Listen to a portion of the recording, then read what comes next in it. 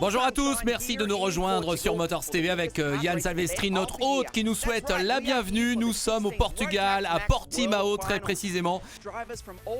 Et vous le savez, nous avons une affection toute particulière pour le karting sur la télévision grande vitesse. Et oui, nous essayons à chaque fois de déceler peut-être les stars de demain pour les grandes catégories de monoplace. Et ça passe souvent par le karting aussi.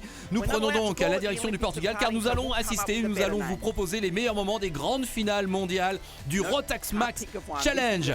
Et oui, comme on a l'habitude de dire, c'est une sorte de grande coupe des nations également, puisqu'on concourt aussi pour son pays. Il va y avoir 4 catégories qu'on va vous présenter en détail dans ce programme, avec beaucoup d'actions et beaucoup de très très belles batailles. C'est bien donc le Rotax Max Challenge et les grandes finales mondiales. Figurez-vous qu'il y a pratiquement 300 pilotes et plus de 50 nations représentées.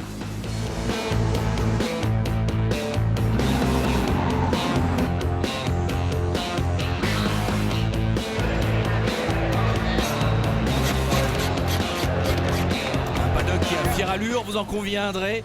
Et oui, dans le cas de ce Rotax Max Challenge, peut-être la plus grande manifestation de karting au monde, 16e édition, car cette manifestation existe depuis l'an 2000. La première fois, elle avait été organisée à Porto Rico. Il n'y avait à l'époque qu'une seule catégorie et 66 pilotes engagés. Rendez-vous compte, 16 ans plus tard, 4 catégories, 288 pilotes très précisément, 52 nations. C'est d'ailleurs la troisième fois aussi qu'on vient au Portugal et la deuxième fois ici à Portimao. Bref, tout le monde se félicite de cet événement et notamment du côté de Monsieur Frias de Rotax Portugal. Voilà, il y a beaucoup d'attentes parce qu'on est maintenant habitué à certains standards d'organisation et donc nous devions répondre présent et pour nous c'était un grand challenge que d'organiser cette manifestation. Mais le circuit est très très bien préparé, il est très spectaculaire, très rapide. La météo évidemment est parfaite. Tout se présente très très bien.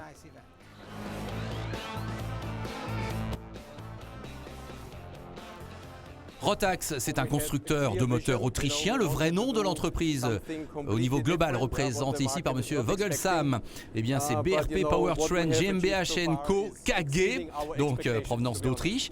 On connaît aussi Rotax qui fabrique des moteurs pour la grande entreprise bien connue Bombardier, avec notamment les skidoo du côté des motoneiges ou des bateaux Sea-Doo. Mais il y a aussi une division de karting très très active et on y fabrique donc et on y vend beaucoup de moteurs pour les compétitions de karting. Et donc même, Rotax organise son propre challenge au niveau mondial toute la saison. Donc il y a en fait des qualifications qui ont lieu toute l'année sur certains circuits dans tous les pays et on se qualifie ou non pour ces grandes finales mondiales. Donc il y a des pays qui ont beaucoup de représentants, certains pays qui ont moins de représentants, mais le fait est qu'ils se sont bien qualifiés. Et vous restez avec nous parce que vous verrez tout à l'heure dans ce programme, je ne vous en dis pas plus, un vice-champion du monde de Formule 1 sera bien de la partie. Mais oui, et pas parce que c'est une guest star ou qu'on l'a invité, mais bien parce qu'il s'est qualifié à la régulière dans son championnat national et qu'il est donc là à Portimao pour disputer la compétition comme les petits jeunes, si l'on ose dire. Donc voilà, restez avec nous et vous découvrirez quelle est cette vedette mystère.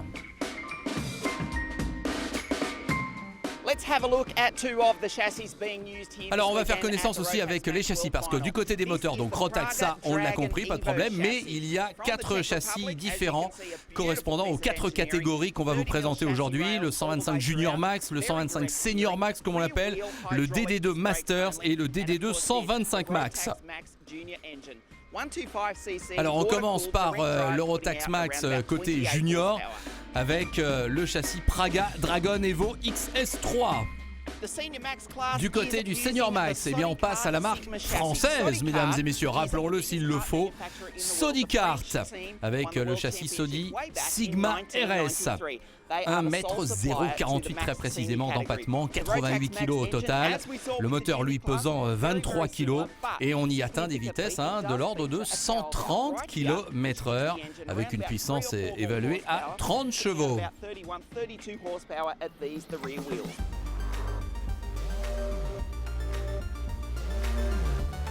Et puis autre marque représentée côté châssis, ça se sera tout à l'heure pour la catégorie DD2 125 Max, c'est la marque italienne Birel Art avec le nom de code de ce châssis RY30 RX S7, voilà c'est très précis, 1m45 d'empattement là aussi et des vitesses puisque là on est à du direct drive 2 speed comme on dit, un DD2, donc avec changement de vitesse au volant avec des palettes, donc 2 vitesses et on atteint pratiquement les 140 km/h.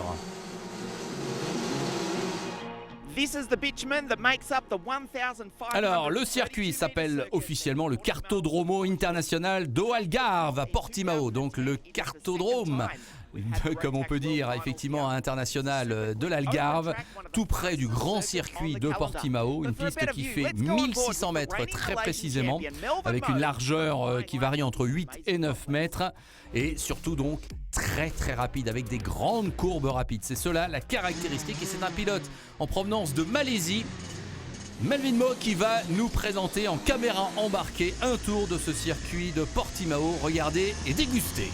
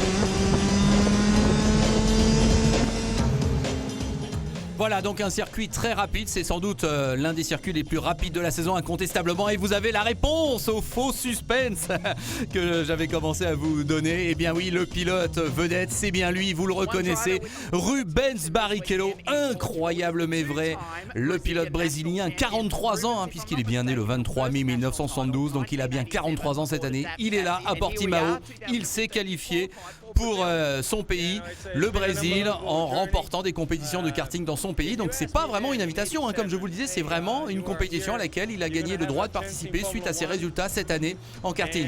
Et comme il le dit, si on m'avait dit il y a 30 ans que je serais vice-champion du monde de Formule 1 et que même à 40 ans passés je reviendrai faire une compétition de karting, honnêtement, je l'aurais peut-être pas cru. La Formule 1, je l'aurais espéré, c'est sûr, mais le karting à 43 ans, non, je l'aurais pas cru. Je suis tellement fier de cette qualification et d'être là. Voilà, je me suis qualifié. Et voilà, j'aimerais bien même carrément terminer dans les 6 premiers, ce serait l'objectif.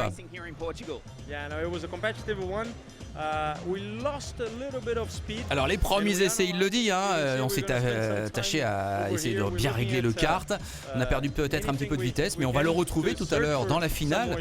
Rubens Barrichello en DD2 125 Max. Alors dois-je vous rappeler qu'il a disputé dans sa carrière 323 grands prix de Formule 1, que c'est le recordman, entre l'Afrique du Sud 93 et le Brésil 2011. 19 saisons complètes de Formule 1 pour Rubens Barrichello, 11 victoires, 14 pole positions, 17 meilleurs tours, 68 podiums, 854 tours en tête, 4152 km en tête. Bref, voilà toutes les statistiques de Rubens Barrichello, qui se réjouit d'être ici au Portugal parce que ça a évidemment un petit goût de Brésil, il le dit, à la fois pour la langue bien sûr et pour la météo. Il faut aussi préciser donc une bonne fois pour toutes que Rubens Barrichello a donc été vice-champion du monde de Formule 1 en 2002 et en 2004, à l'époque où il était pilote officiel Ferrari aux côtés d'un certain Michael Schumacher, dont il était hélas un petit peu le lieutenant, on ne va pas dire autre chose, mais enfin bon quand même, il a parfois gagné des grands prix même avec Michael Schumacher à ses côtés dans la même équipe. Voilà donc Rubens Barrichello, on verra tout à l'heure ce que ça donne pour lui. Il a le numéro 311, un numéro à retenir, et dans sa catégorie on est sous la minute pour un tour ici à Portimao, alors que pour les 125 Junior Max ou Senior Max on est juste au-dessus de la minute au tour.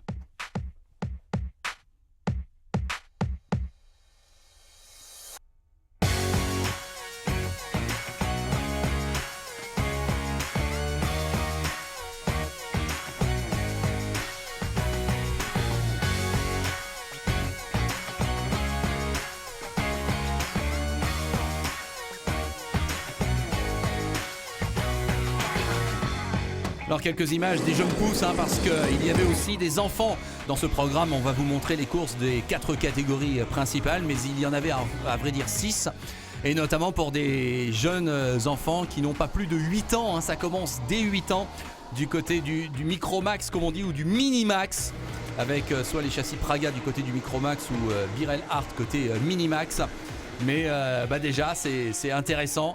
Et puis il y a un esprit de compétition qui est déjà là, avec des puissances qui ne sont pas énormes, de 8 à 15 chevaux, mais ça va déjà très vite. Et puis vous le savez, pour tous ceux qui ont déjà fait du karting, quand on est au ras du sol comme ça et qu'on donne le meilleur de soi-même, eh bien c'est grisant et ça va très très vite également.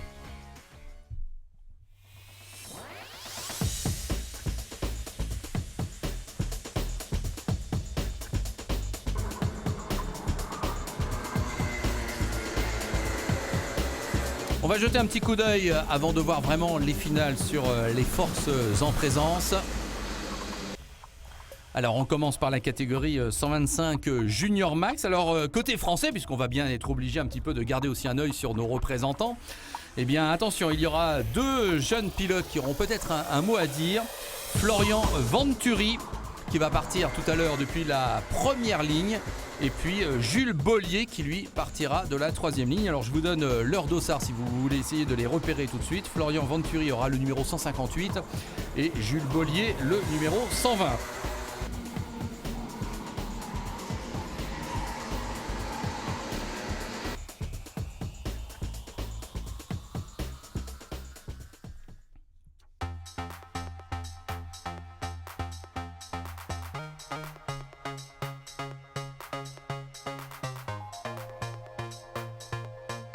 Alors ce que l'on appelle le Senior Max, qui s'appelle normalement le 125 Max, mais que l'on appelle le Senior Max. Alors à chaque fois il y a 72 pilotes globalement qui participent au qualif et au pré-final, mais pour la grande finale ils ne sont que 34 à se qualifier, avec donc 17 lignes de pilotes. Alors tout à l'heure vous verrez que c'est un Italien qui part en pole position avec un drôle de nom. Il a le numéro 229, il s'appelle Alex. Côté français, je vois qu'un petit peu plus loin sur la grille, on retrouvera Arnaud Sarrazin. Il y aura également Emmanuel Revirio.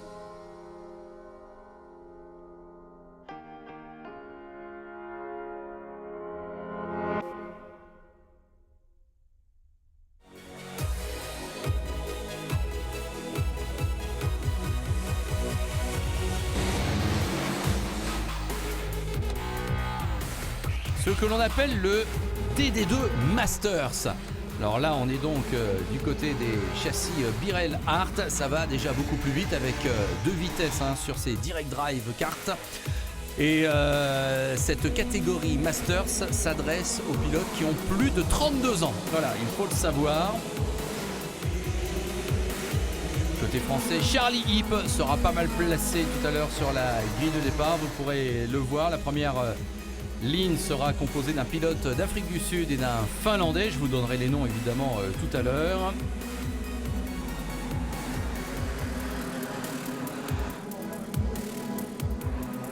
Et on pourrait croire que c'est dans cette catégorie qu'on va retrouver évidemment Rubens Barrichello, puisqu'il a bien plus de 32 ans, mais non.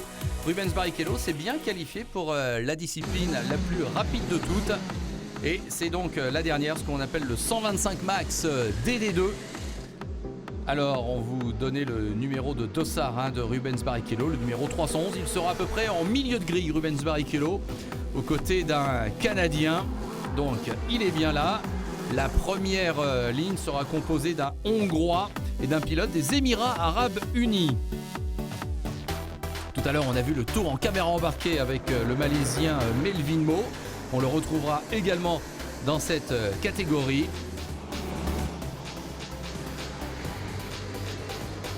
Alors ce qui est un petit peu dommage, mais il faut bien le constater et le dire, c'est qu'il n'y aura pas de pilote français dans cette finale avec la catégorie la plus rapide. Donc dommage, 34 pilotes, mais pas un français qui est qualifié. A priori, ce sont les États-Unis quand même qui sont favoris pour aller chercher la Coupe des Nations. Ce sont eux qui sont les plus représentés et les mieux placés au niveau global.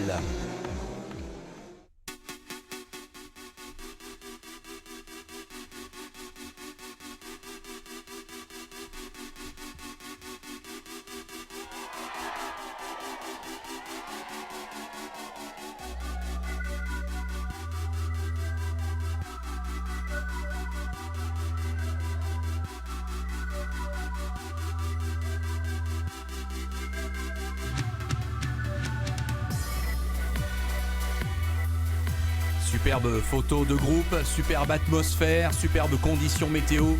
Tout est en place pour un week-end tout à fait particulier. Alors évidemment, du côté du Team France, on ne va pas le nier, ambiance un petit peu particulière puisque ce week-end, c'était au lendemain des attentats de Paris du 13 novembre. C'était quand même un esprit de fête, la vie continue, le sport aussi.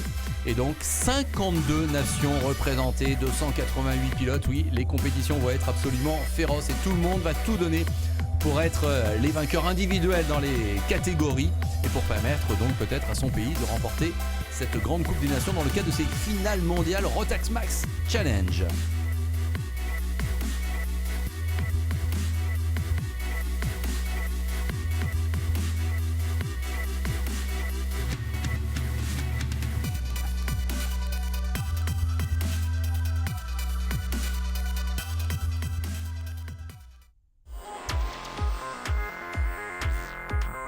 Gros plan sur le numéro 104, vous l'avez aperçu, Roope Roppanen, le Finlandais.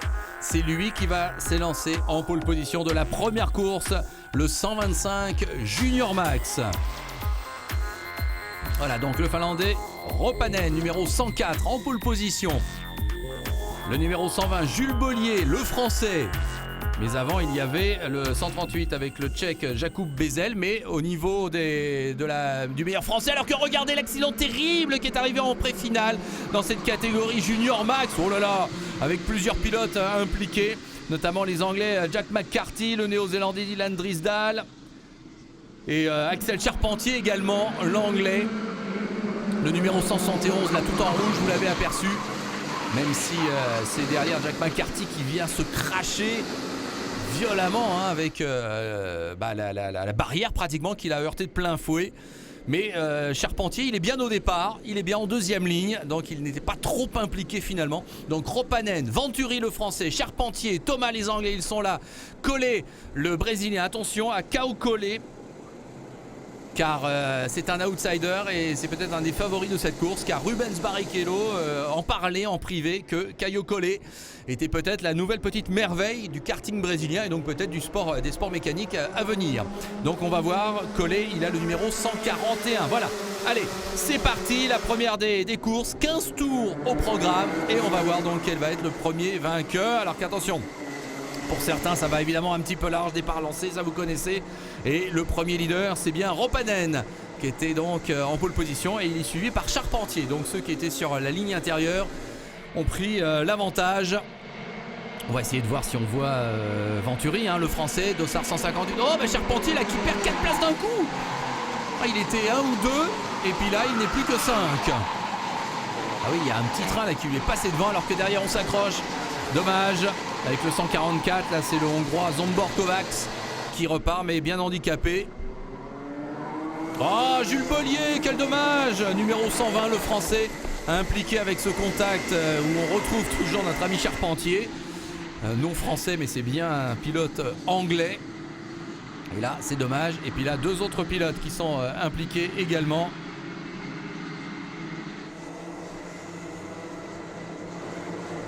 Dommage, et oui, on a beaucoup parlé du côté des briefings que ça se passe bien en piste, mais ça n'empêche qu'évidemment il y a de sacrés combats et c'est ça l'essence même du karting.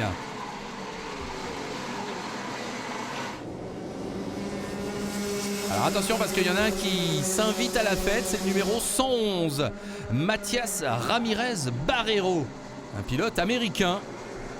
Il était parti en 4e ligne, alors que là, Venturi, il est là, voilà, il a peut-être laissé passer un peu l'orage du début de course. Et Venturi arrive en 3e position alors que devant, eh bien, c'est Collet justement à la bataille avec Ramirez Barreiro.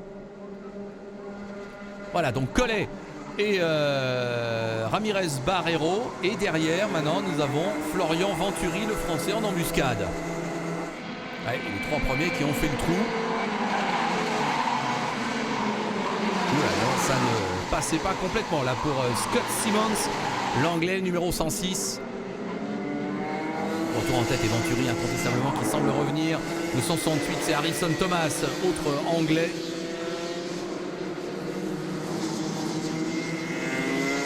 Alors que Roppanen, à l'auteur de la pole, est un petit peu retombé maintenant dans le classement.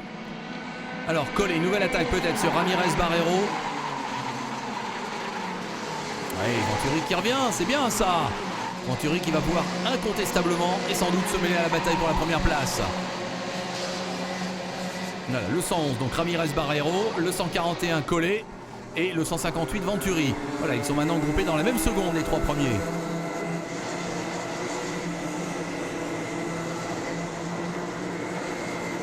États-Unis, Brésil, France. Et un petit peu plus loin d'autres pilotes comme Scott Simmons, l'anglais. Retour en tête, oui, là incontestablement. Et changement de leader avec Collet qui reprend le meilleur. Et Venturi en profite. Voilà, d'un coup, Ramirez Barreiro passe de la première à la troisième place. Et puis derrière, un deuxième groupe avec 4 pilotes. On sent quand même que c'est Florian Venturi qui est le plus rapide dans les 3 premiers.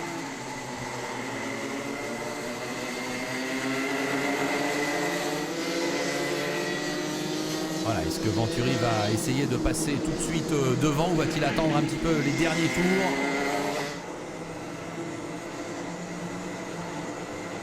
Ouais, Venturi qui doit quand même un petit peu se méfier de Ramirez Barreiro derrière lui. Est-ce que les 4 derrière n'auraient pas tendance à revenir un petit peu sur eux? Oui, incontestablement, attention un petit peu large. Allez, toujours Caio Collet qui est devant. Et oui, on approche de la fin de course là. Si Venturi veut passer à l'attaque, il ne faut pas qu'il traîne. Et d'ailleurs, c'est fait, voilà. Florian Venturi est devant. On l'a bien vu, c'est bien le numéro 158 qui est devant. Et tout le monde s'est regroupé derrière. Donc là, il va falloir rester concentré. Toujours Ramirez Barreiro maintenant deuxième, puis Collet troisième. Ah oui, il se retourne Florian Venturi. La menace, elle existe de la part de Ramirez Barreiro. Oh là là. Ça va être l'arrivée, Venturi qui bloque un petit peu, mais c'est normal, tout le monde ferait la même chose. Derrière, les bagarres qui ont lieu jusqu'au dernier moment. Avec Collet qui a perdu la troisième place. Ah oui, là, Caio Collet, le 141, il est retombé à la 5e place. Le voici. Tout est à refaire s'il veut aller chercher le podium. Il est par exemple derrière Harrison Thomas, le 168. Ah, est-ce qu'on aurait une victoire française pour cette première grande finale de ces grandes finales justement mondiales Rotax Max Challenge? Et c'est fait, Florian Venturi qui s'impose. La Marseillaise va pouvoir retentir ici à Portimao. Alors Venturi, Ramirez Barreiro et Collet qui finalement a bien repris la 3e place devant Simmons et Thomas. Et Ropanel le poleman se contentant de la 6e place alors que Jules Bollier est bien remonté quand même 8e. Mais dommage qu'il y ait eu cet accrochage en début de course. Florian Venturi donc vainqueur ici à Portimao. Je suis ultra heureux, la course elle a été intense. J'ai eu un dépassement, la chance, je pense le dépassement de la victoire. Au bout là-bas, au premier virage, quand j'ai doublé à l'extérieur. Après j'ai essayé de négocier les bons virages et je suis content.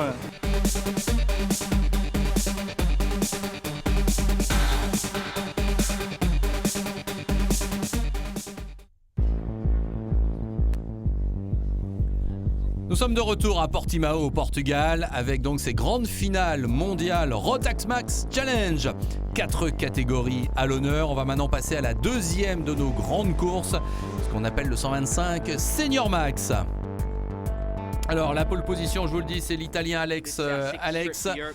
Et puis du côté de l'Australie, Pierce Lehan, il sera là. Alors lui, dommage, il va partir en dernière ligne et en dernière position. Mais ça vous montre bien donc l'internationalisation de cette discipline où il y a, on vous le rappelle aussi, 52 nations représentées. Donc Alex Bessler, le pilote turc en première ligne. Du côté français, je vous en parlais, on l'a aperçu là dans ce top 10, Emmanuel Revirio. Et puis juste derrière, 2 lignes plus loin, il y aura Arnaud Sarrazin, Dossard 218 et Revirio, Dossard 235. Allez, c'est parti. Le 229, donc c'est Alex, l'Italien. Il conserve l'avantage. Attention, derrière, on est allé un petit peu large. Et là aussi, ce virage, il est délicat. C'est pas la première fois qu'on voit des pilotes qui vont un petit peu dans l'herbe. Ouais, je me demande si Arnaud Sarrazin n'était pas impliqué là dans cette touchette. En tout cas, il va falloir aller chercher Alex qui a déjà une longueur d'avance devant Petr Bezel, le Tchèque. Et puis ensuite le 261, c'est Jordan Sherrod d'Afrique du Sud. Avec Sherrod justement qui semble revenir là, incontestablement sur le leader de la course, Alex. C'est un duel maintenant pour la première place. Et derrière c'est un autre duel, mais cette fois-ci pour la troisième place avec Petr Bezel, donc le 233. Ah bah voilà, ils étaient deux tout à l'heure, maintenant ils sont de nouveau regroupés pour cette bataille pour la troisième place. Attention, là il y a eu contact sérieux. Et du coup c'est peut-être le 247 qui aurait pu en profiter. Il a essayé de faire l'extérieur à tout le monde. Christopher Drespring, l'Allemand.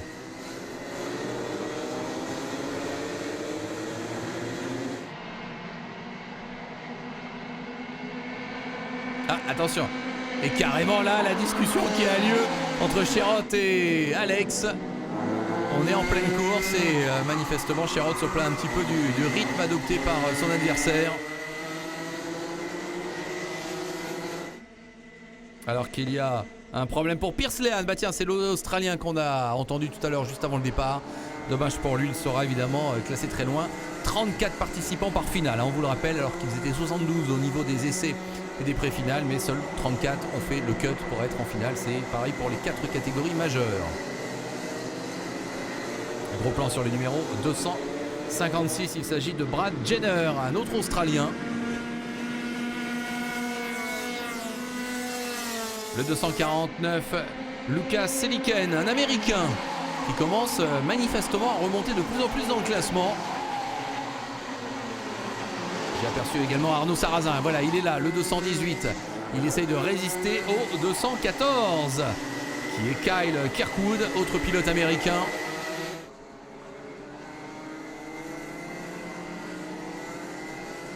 Alors que devant, manifestement, Alex commence à s'échapper.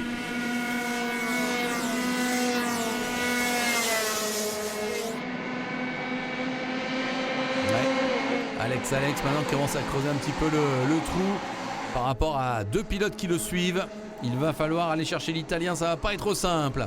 On a eu tout à l'heure une victoire française dans la première catégorie, on pourrait bien avoir une victoire italienne dans la deuxième. Pour l'instant c'est Sherrod qui est toujours deuxième et derrière c'est Seliken, effectivement l'Américain qui est vraiment bien revenu et qui pourrait bien aller s'emparer carrément de la deuxième place. Ensuite le Tchèque Bezel, il est là. Et les Français donc un petit peu plus loin avec Sarrazin là, qui essaye de résister. On est aux portes du top 10 à ce niveau-là.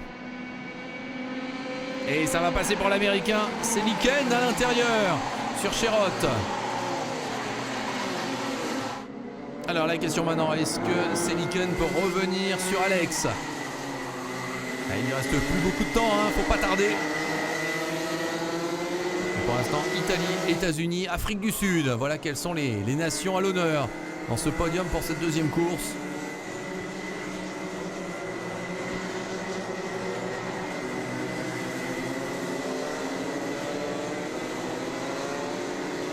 Et oui, Alex, c'était bien le dernier tour. Il peut lever les bras. C'est bien lui qui a globalement dominé cette course. C'est vrai qu'à un moment donné, Sherrod lui a mis un petit peu la pression. Mais à la fin, rien à dire. Alex s'impose devant Seliken et Sherrod. Et puis côté français, voilà, Arnaud Sarrazin, il est 10e et Emmanuel Revirio se classe 15e.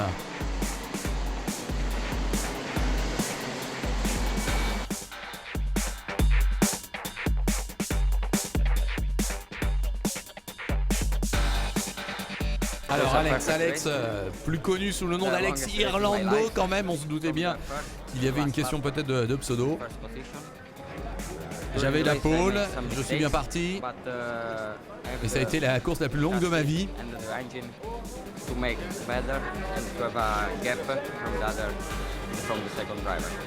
Voilà, il a su résister jusqu'au bout, donc voilà, bravo à Alex qui s'impose en Senior Max.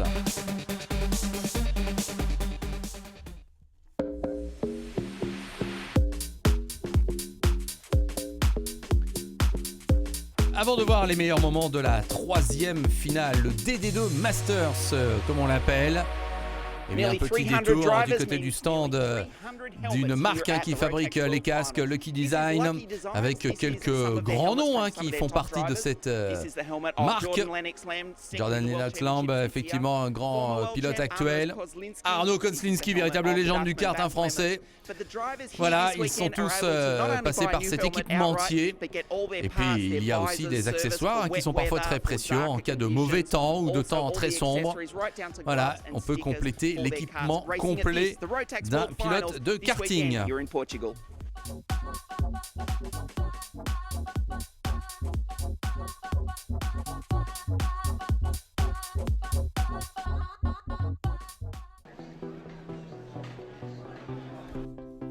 On va passer donc à la catégorie des D2 Masters. Alors vous le savez, il faut être âgé de plus de 32 ans pour faire partie de cette catégorie. Et on va donner la parole à un Finlandais qui va partir en première ligne. C'est lui, Antti Ollikainen. Alors il faut savoir qu'il y a un certain temps de cela, il était aux côtés de Kimi Raikkonen en Finlande. Et il faisait partie des grands espoirs, peut-être des sports mécaniques en Finlande. Kimi Raikkonen est devenu champion du monde de Formule 1.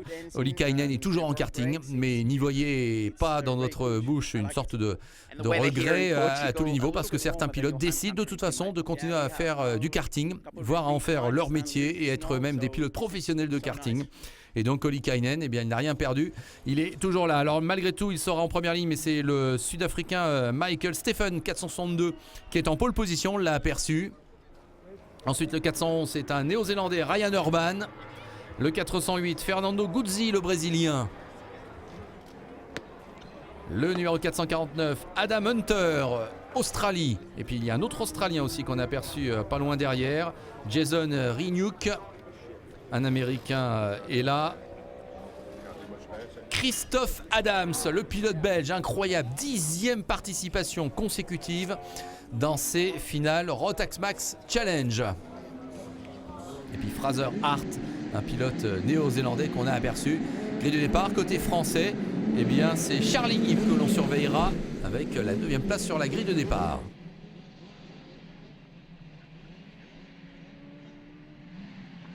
Alors on a donné la parole à Ollikainen. Va-t-il être capable de virer en tête au premier virage? Le numéro 405, il est à l'extérieur, il a joué des coudes, il se fait un petit peu éjecter et il ne sera même pas un, pas deux, il est en bataille pour la 3e place. Ouais, non, c'est Stephen qui a pu prendre l'avantage en vertu de sa pole position. Et derrière c'est Ryan Urban, le néo-zélandais, qui s'est positionné en 2e position.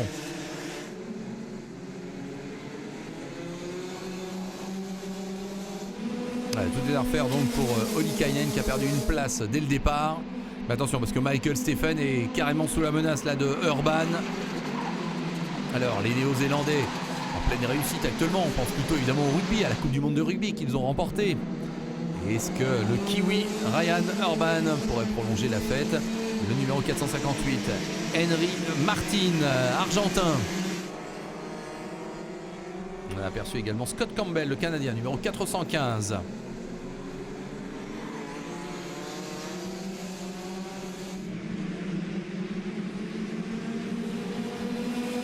Toujours Stephen en tête dans cette catégorie DD2 Masters. Non, Urban a essayé d'aller à l'intérieur, mais Stephen évidemment a fermé la porte. Il résiste donc, le Sud-Africain. Et puis attention à Ollikainen qui est en embuscade. Ah mais attention parce qu'il y a le numéro 440, Jim Ringelberg, le Hollandais, qui s'invite à la fête et qui prend la 3e place à Ollikainen. Derrière un groupe assez compact.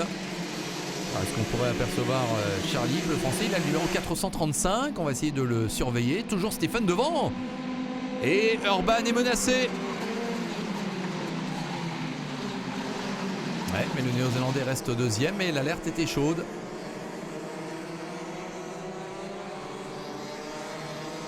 Oh, derrière, on a été un petit peu large et Ollikainen a perdu du temps. Alors le 408 qui passe, c'est Fernando Guzzi, le Brésilien. Mais du coup, on a perdu un petit peu le contact avec les 2 premiers.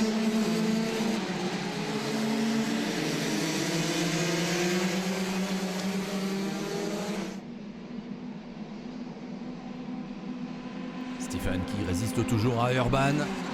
Derrière, des belles batailles.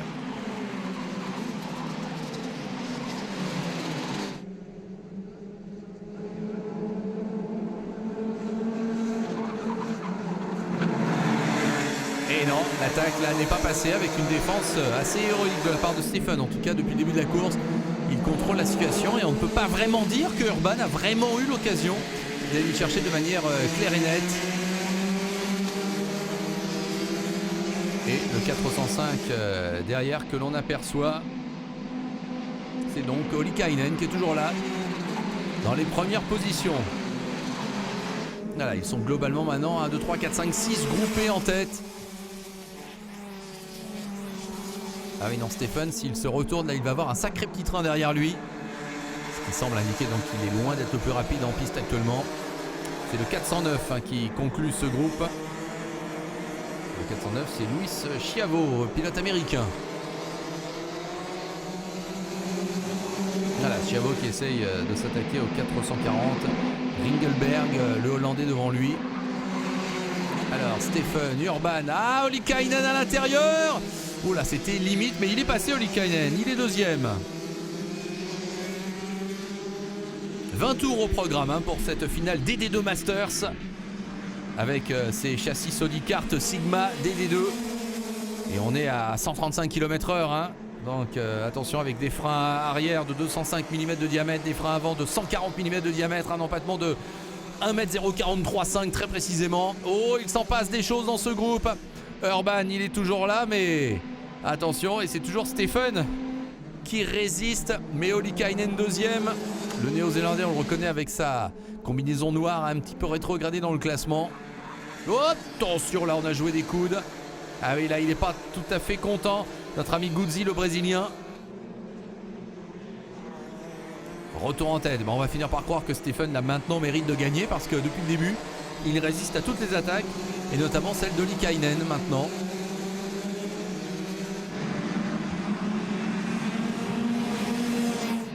Ah, on a montré, vous avez vu, un avertissement à un pilote drapeau noir. Allez, Ollikainen à l'extérieur, mais Stephen résiste toujours.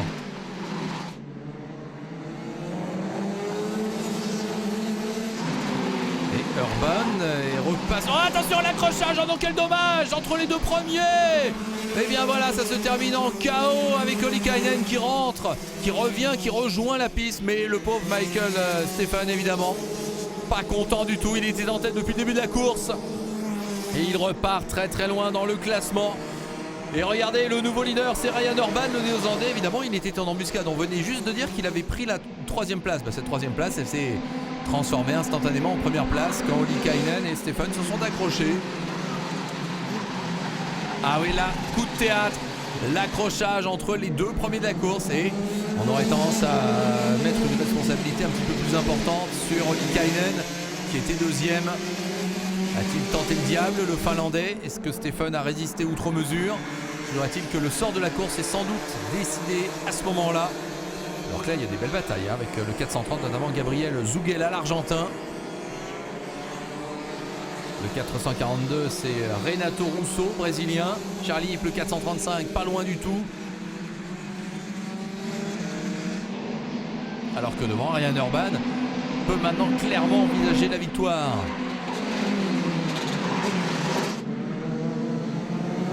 Attention parce que le 409 est menaçant quand même à Luis Chiavo, l'américain.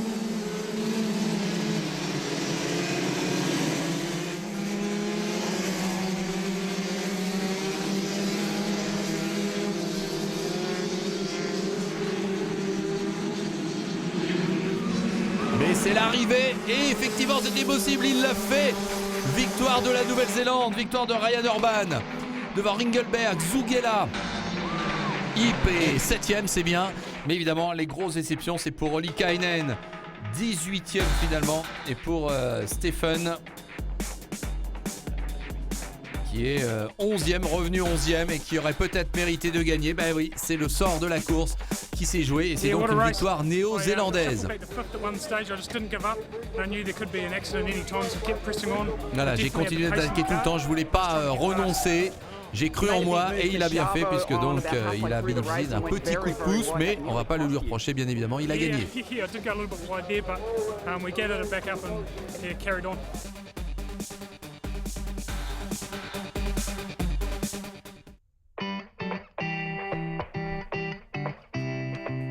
Et pour nous présenter maintenant la dernière catégorie, celle que l'on appelle donc DD2 125 max, et bien gros plan sur une féminine.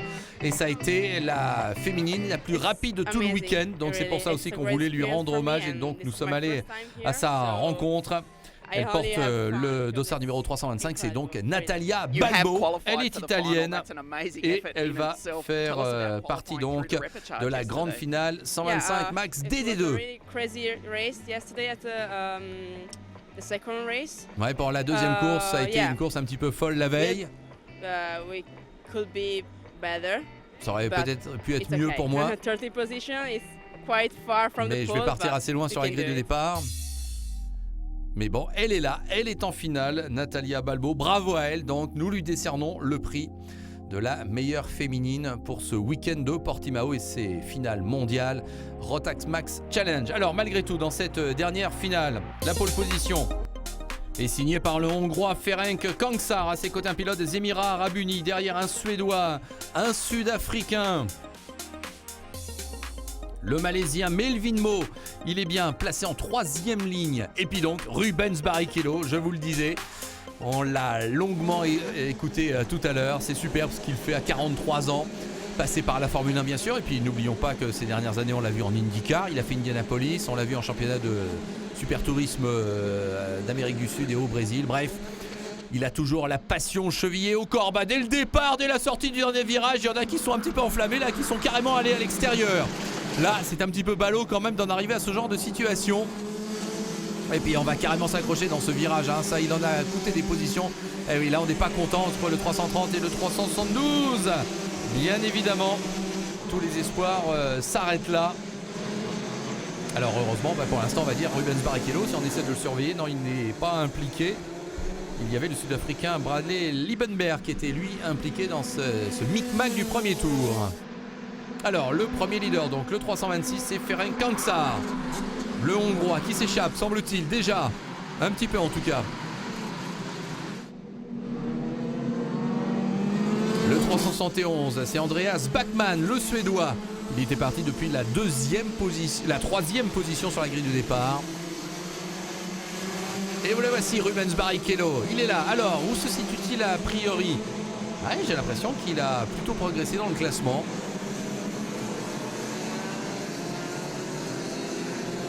Ah oui, là on n'hésite pas à jouer des coudes, c'est la catégorie la plus rapide du week-end avec des meilleurs tours là, qui sont inférieurs à la minute, aux alentours des 59 secondes pour les meilleurs. Le 336 qui se bat pour le podium, eh bien c'est le pilote Luca Camali d'Allemagne.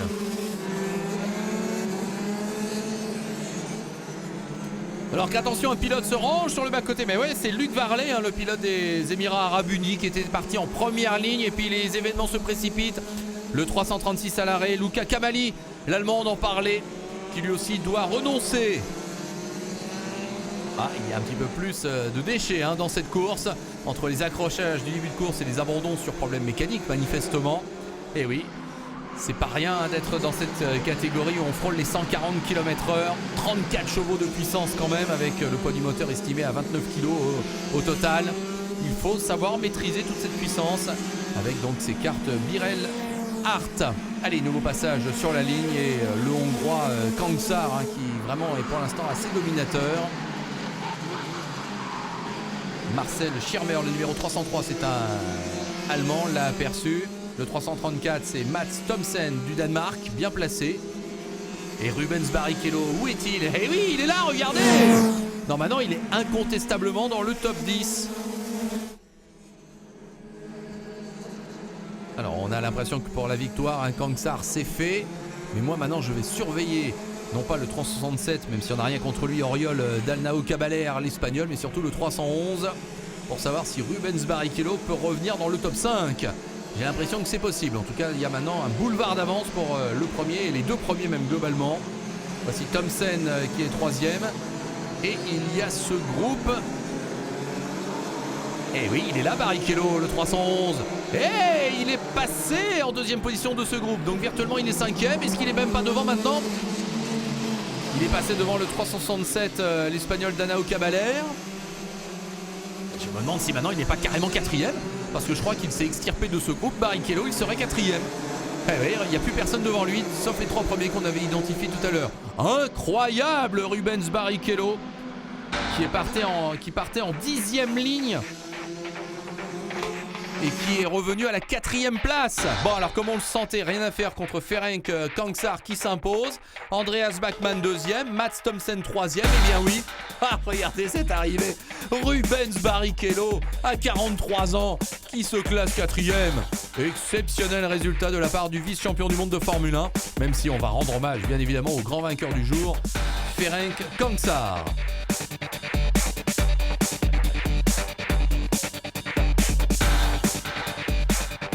Really enjoyed this race and yeah, the speed was really good.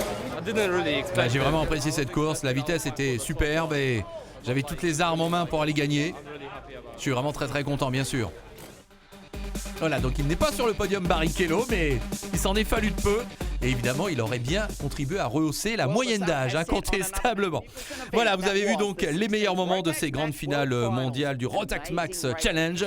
Et je pense que vous avez fait connaissance, effectivement, avec pas mal de jeunes pilotes qu'il faudra apprendre à retenir le nom et à surveiller surtout à l'avenir parce qu'ils pourraient bien représenter l'avenir du sport automobile s'ils décident, évidemment, un jour de quitter l'environnement du karting pour passer à celui de la monoplace. En tout cas, on a été très content de vous proposer ce programme. Vive le karting! On a envie de dire sur Motors TV. Et à bientôt. Salut à tous.